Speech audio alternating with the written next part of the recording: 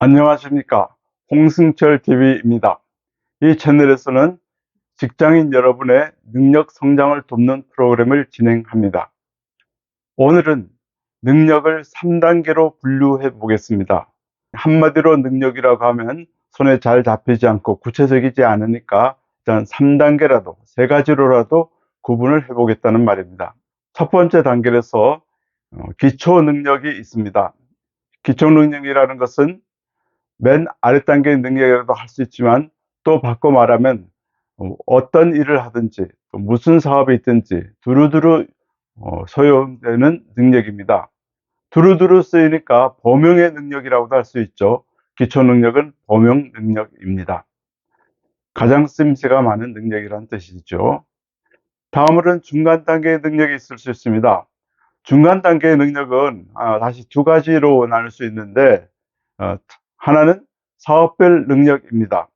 제조업인가 서비스업인가, 또 같은 서비스업이라 하더라도 다시 분류하면 유통업인가 IT 산업인가 엔터 비즈니스인가에 따라서 요구되는 능력이 다릅니다. 이렇게 사업별로 요구되는 능력이 다 다르기 때문에 사업별 능력을 말할 수 있습니다. 다른 한 가지는 기능별 능력입니다. 기능별 능력이란 건 마이클 포터가 말한 바도 있습니다만은 한 회사 내 가치 사슬에 따라서 요구되는 능력입니다. 예를 들면 연구개발 능력이라는 게 있을 수 있죠.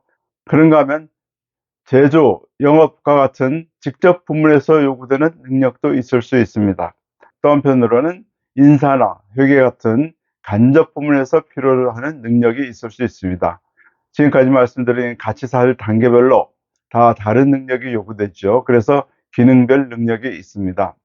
이렇게 사업별 능력과 기능별 능력이 중간 단계의 능력입니다. 마지막으로 맨 윗단계에 통찰력이 있습니다.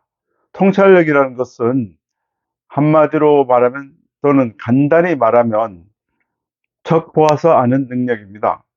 어떤 문제에 봉착하면은 우리는 보통 심도 있는 분석을 하고 검토를 해서 해결 대안을 만들고 그중에서 가장 적합한 대안을 선정하게 됩니다. 그러려면 시간도 꽤 걸리게 되죠. 근데 통찰력이 있는 사람은 문제 분석 또는 해결하는 이르도록 긴 시간을 요하지 않고 비교적 짧은 시간 안에 결론을 내립니다.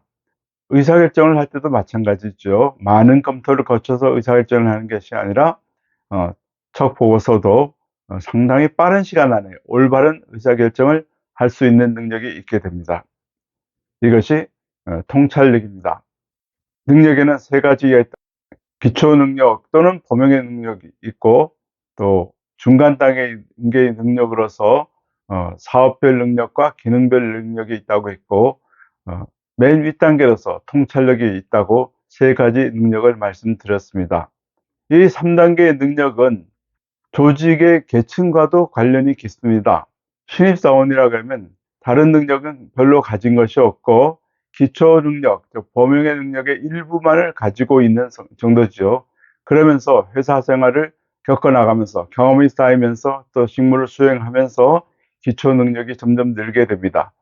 또 그런가 하면 사업별 능력이나 기능별 능력은 애초에 거의 갖고 있지 않지만 역시 경험을 쌓아나가면서 배우게 됩니다. 때로는 교육 훈련을 통해서도 더 늘려갈 수 있죠. 다음에 중간 단계의 능력은 역시 회사 내의 중간 간부들에게 많이 나타나는 능력입니다.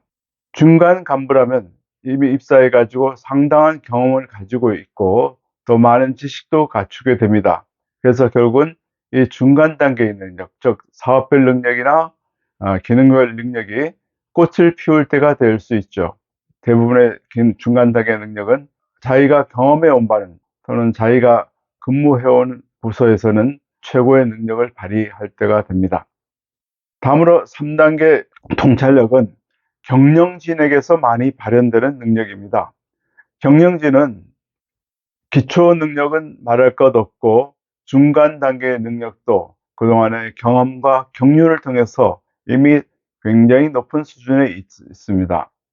결국 그런 경험을 통해서 또 그런 경륜을 통해서 갖게 되는 능력이 통찰력입니다.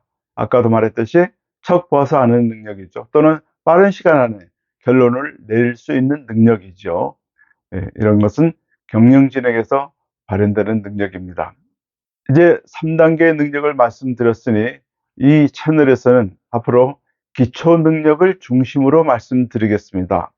중간 단계의 능력이나 그 윗단계의 능력도 가끔 말씀드릴 기회가 있겠지만 아무래도 기초 능력이 범용의 능력이니까 가장 다룰 것이 많고 또 많은 이들에게 공통으로 적용되는 능력입니다.